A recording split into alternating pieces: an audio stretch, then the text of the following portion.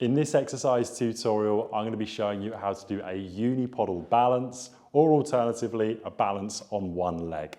So what I want you to appreciate when we're doing any balance exercise is we're really trying to minimize risk. So we're trying to get the maximum benefit, but also the most minimal amount of risk that can possibly happen. So what I'm going to be using here is a chair.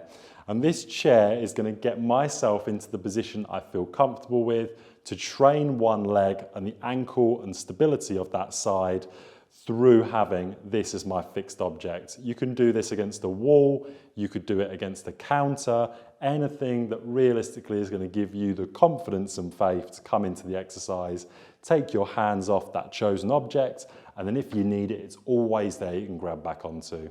So first things first, I'm looking for you to be hip width apart. So hip width apart for me looks like this.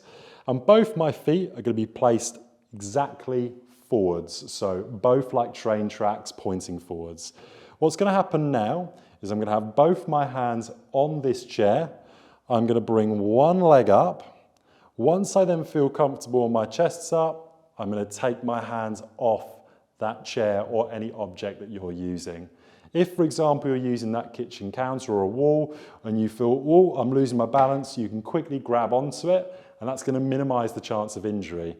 If I do this without anything and I'm here and I lose my balance, there's not going to be anything to grab onto. So it's really important to just use common sense and to try and do it initially until you get confident with something there that if you need it, you can stabilize yourself. You would do that for the desired amount of sets and repetitions that you wanted, and that is how to do a unipodal balance, or alternatively, balancing on one leg.